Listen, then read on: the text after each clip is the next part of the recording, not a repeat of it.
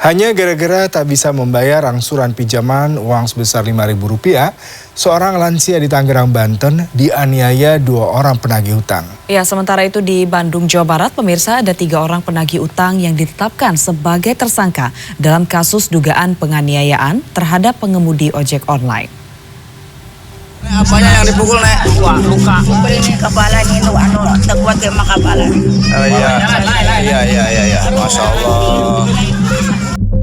Sejumlah warga memapa seorang lansia berusia 75 tahun ini usai dianiaya penagih utang di Kecamatan Rajek, Kabupaten Tangerang, Banten.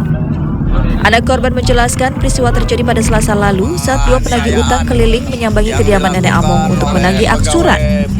Lantaran tidak mempunyai uang untuk membayar angsuran sebesar Rp5.000, sang nenek terlibat cekcok dengan kedua penagih utang.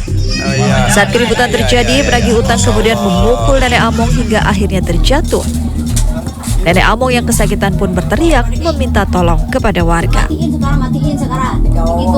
Katanya kan waktu itu nggak ada uang, mungkin mungkin nanti katanya mau ke rumah anak dulu, minta uangnya, dia nggak terima, mungkin gimana itu, langsung nampar pakai itu, mukul pakai tangan, Alamat Kampung Rajek RT 1 RW 1. Setelah kedua belah pihak dipertemukan di Polsek Rajek, keduanya bersepakat untuk mengambil jalur damai dan permasalahan ini selesai dengan restoratif justice. Saat ditemui Kamis sore, Nenek Among ini masih terkulai lemas di kamarnya lantaran menderita sakit pada bagian kepala dan pinggangnya setelah sempat terjatuh.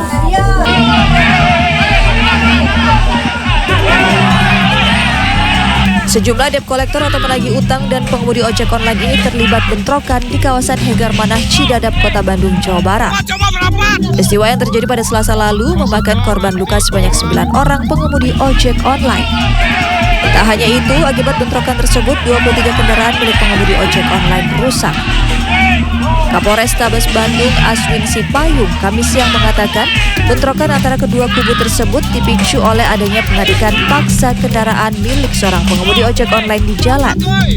Usai dilakukan penyelidikan dan penyidikan secara intensif, polisi menetapkan 3 debt kolektor sebagai tersangka. Ada beberapa 20 saksi sudah kita periksa dan kita tetapkan saat ini dari malam saya tanda surat perintah penahanan 3 orang tersangka dan sudah ditahan dari pihak Panas Mataram, dan sekarang dalam proses penyidikan.